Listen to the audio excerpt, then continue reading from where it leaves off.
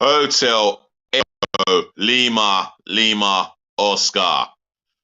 Good evening from Southeast London, England, from your host, your guy himself, the one and only and truly DLG repping, otherwise short for Dele London Guna, space, Romeo Echo Papa Papa Indigo November. Now I do apologise yet again for a no show. I should leave it in the notifications. It's personal reasons and it's yeah, really upsetting. But I would explain a little bit of it, not the full details of my situation. But that being said, I'm here to do a match review along with the ratings for yesterday's Sunday's league match at St James's Park, where Arsenal fans were kept up in the gods. I think it's I don't think it's suitable for Premier League fixtures for the away fans to be situated at the top of the gods. You go to every ground and you see how they treat the away fans with a lot more respect and care. And I think Newcastle United should learn a lot about that. But speaking of Newcastle United v Arsenal, let's get into the review. But before I do that, yeah, show me love, joy, and respect, and smash the thumbs up like button for me, yeah? Do that in abundance, yeah? Let's see the thumbs up like button go up for me, yeah? That being said, speaking of love, joy, and respect, share this channel virally all over the globe, especially concerning your friends and your relatives, yeah? And if you're watching me for the first time, I welcome or this live stream for the first time. I welcome you on board, yeah? For those of you football fans that are new, just share this channel amongst your friends and your relatives, and do me a favor, make sure that they, as your friends and relatives, get to share it amongst their friends and relatives, if that makes sense. The comment section, I'd love to hear your reaction to Sunday's game, Arsenal fans. Newcastle United fans, I'd love to hear your reaction as well.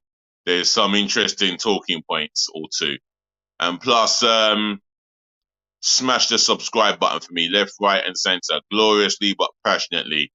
Remember, I'm going for over 1,000 subscribers and beyond.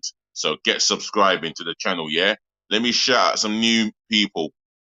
Even if I don't see your name, I'm still going to shout you out with love, joy, and respect. So get subscribing. Once you subscribe, I'll shout you out, yeah? And I do mean I'll shout you out. But the more you subscribe, the more shout outs I've got to do, yeah? That will keep me really busy on the subscribe front. But the main thing is to like, comment, share, and subscribe. That being said, let's get into it. The first 10 minutes as an Arsenal fan, it was nervy. Newcastle started off with a rocket up there behind, and they were out with the fight. They were out in traps. They were out on us so quickly. We just didn't know what hit us. Apart from being saved by the post, where Murphy's cut inside Zinchenko, took a shot past him, past the goalkeeper, except the post, saved us. And then the penalty that was looked at by VAR, which took about, 4, 5, maybe 6, 7 minutes, maybe 7 minutes. And then obviously it was overturned.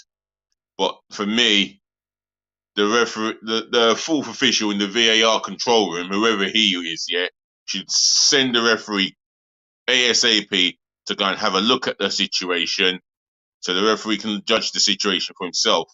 And to be fair to the referee, he got it right. He got the decision right. Guys, don't forget to like, comment, share, and subscribe. Then after the first 10 minutes, Arsenal started to get more involved in the game. They started to show some composure and control in the midfield, especially Jorginho. I thought he was absolutely excellent in that midfield. And he justified the reason why Mikel Arteta selected him over Partey. That being said, we got the goal. If I'm being honest, the goal was against our own play because I thought Newcastle were the better team inside the first 10 or maybe inside the first 15 minutes.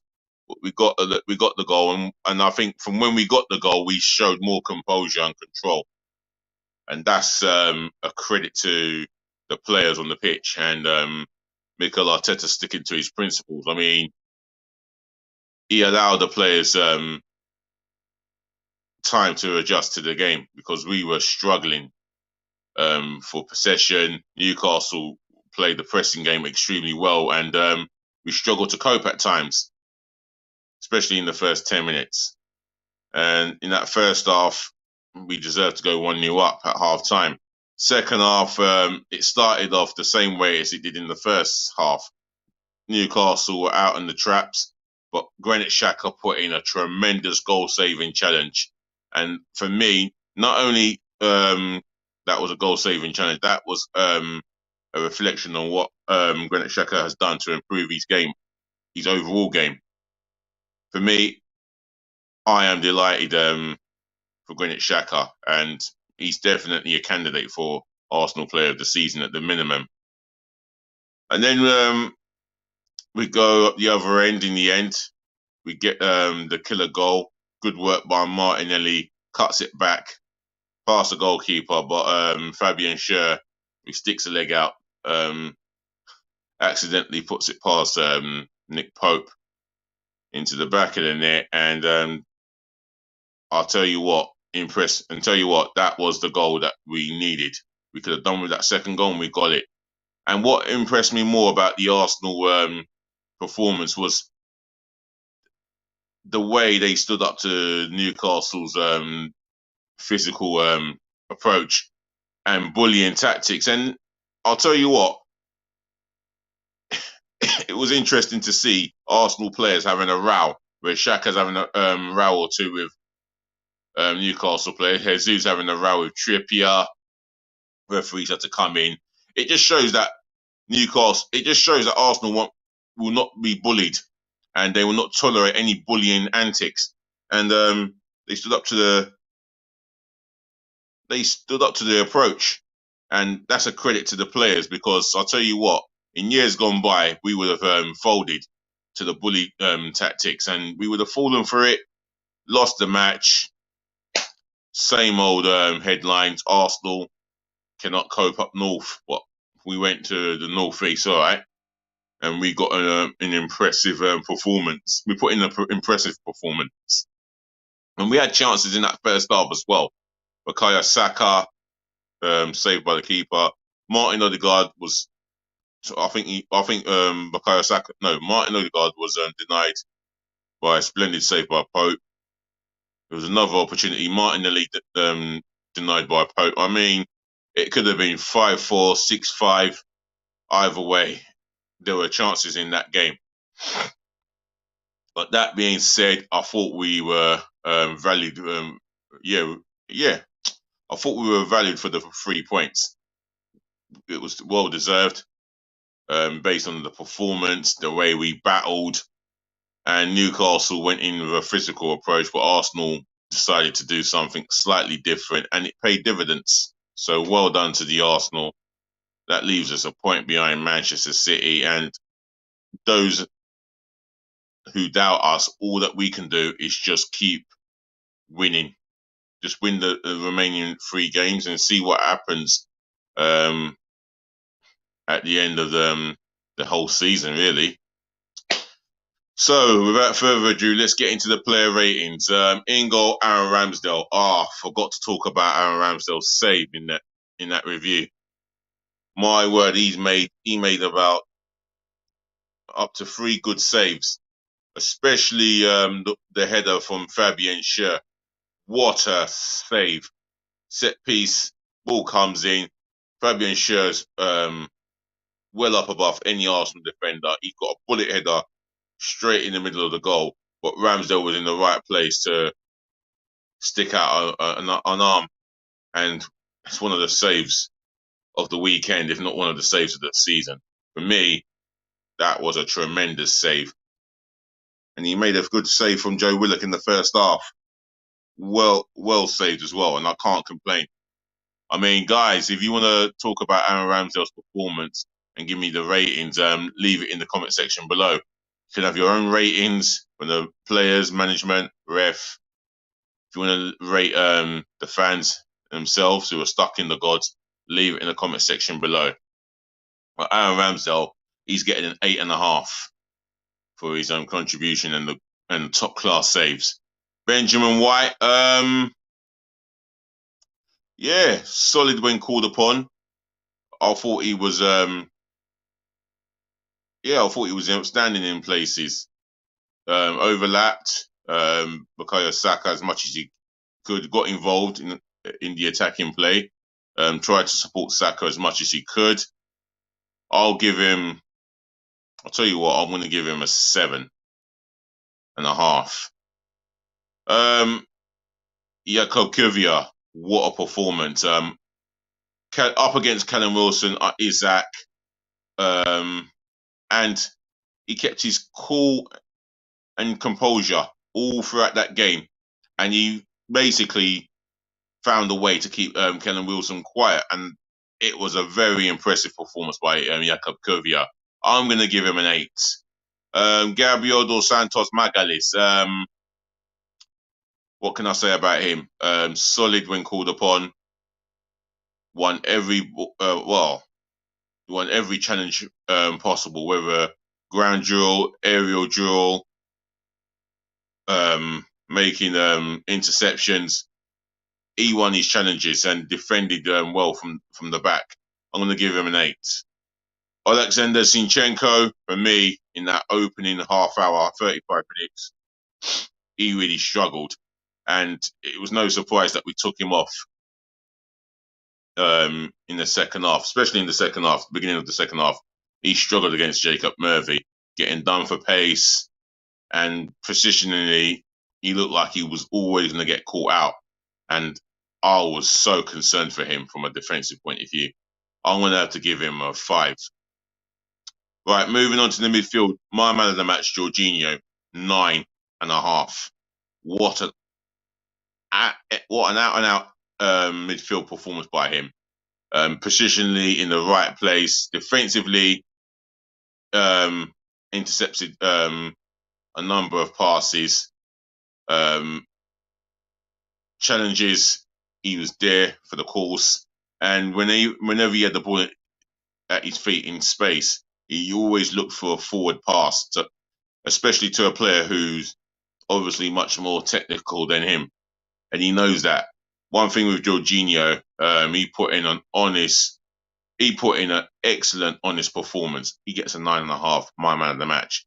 Martin Odegaard, he turned up in the big game, involved in the action as much as humanly possible, received the ball at his feet. He was one of the go-to players, and you could see why. Unlucky not to get an assist for Martinelli in the first half, sorry. With that opportunity that he carved out for him. But that being said, it was an overall captain performance, especially off the ball. Pressed from the front, put pressure on the defender on the ball. I thought he was outstanding. I'm going to give him a 9. He was close to me and man of the match, but Jorginho gets that for me. Granit Xhaka, absolutely brilliant performance. It was a leadership performance. A guy led by example for himself. He's performing like a class captain, and I'll tell you what, he's a tremendous asset to our team right now. We cannot have any complaints about him. You know, time and time again, he has shown us why he deserves to be in the team. He's improved his discipline. He's not putting in silly challenges as he used to before on a regular basis, and he's showing more composure and more of a level head, and that comes with experience and time as well. So Granit Xhaka, I'm going to give him a 9. The front three, Bukayo Saka, he was on and off again, but you can see that he is getting tired. But that being said, whether he looked tired or he didn't look tired, he was still on and off. But there were bits where in that game where he showed moments of brilliance and a moment of where he threatened to do something in that game, but it wasn't enough. I'm going to have to give him a 6. Gabriel Martinelli, he did a little bit more. I mean, involved in the second goal, which was the killer goal for me. Ran out early the defender, got the cross past him, and yeah, I suppose he was looking for an assist with the cutback, but it ended up landing at the feet of Sher, who inadvertently put it past his goalkeeper. But that being said, Martinelli, he had a couple of opportunities for himself. In the first half, he had an effort saved by Nick Pope, and then he had a effort where he's cut inside on his right foot, curling effort in the bar.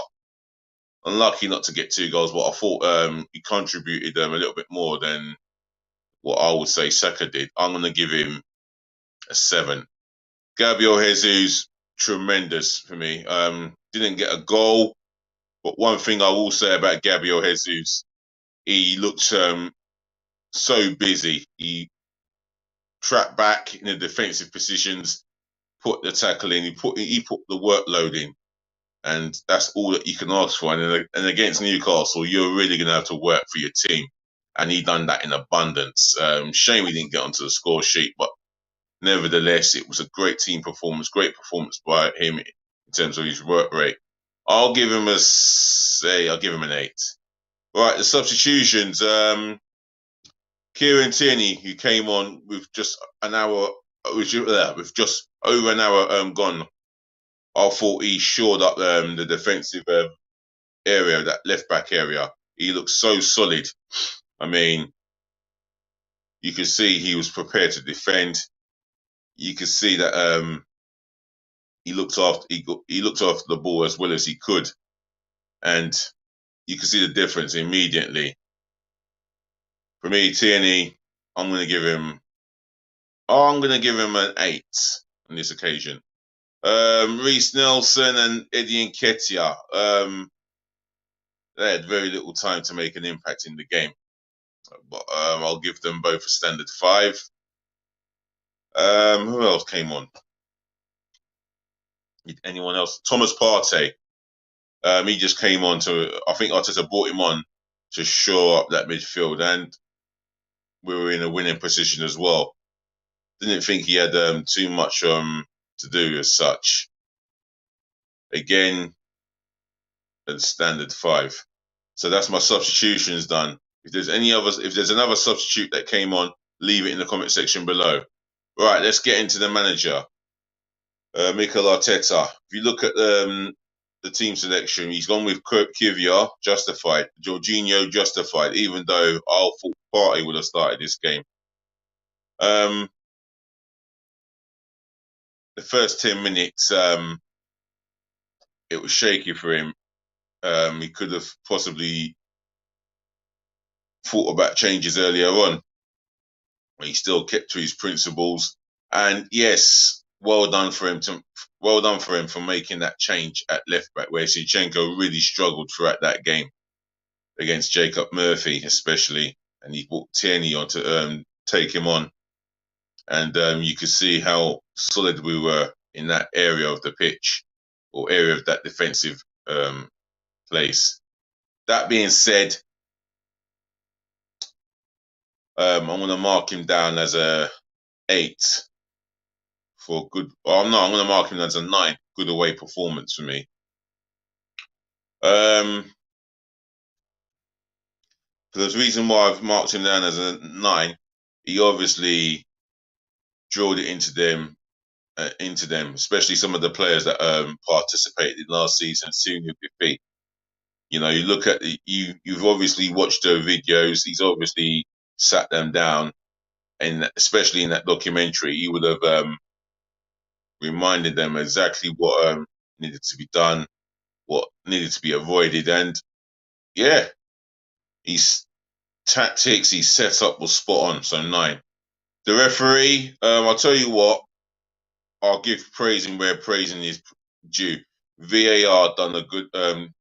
VAR got the penalty decision rightfully ruled out, as when the shot comes in from Guimaraes, it's hit the thigh of Jakub Kvyat, and Jakub Kvyat's got his hand out of the way in the nick of time, and it was well called. Any Newcastle fans who tend to disagree, you can get onto my comment section and I'll tell you, watch the video, watch it back. It shows that the ball hit his thigh first. So for me, the referee in that game, I have to give him an 8. High mark. I don't often give referees high mark, but I will give him an 8. Arsenal fans at the top of the gods, 10 out of 10. They've made themselves heard loud and clear. You could see the passion was there. They got behind the team. They travelled. Most Arsenal fans must have travelled how many miles? Like 300 plus miles, 350 plus miles, which took them between 4 to 6 hours to get to Newcastle, no matter where they lived or where they were.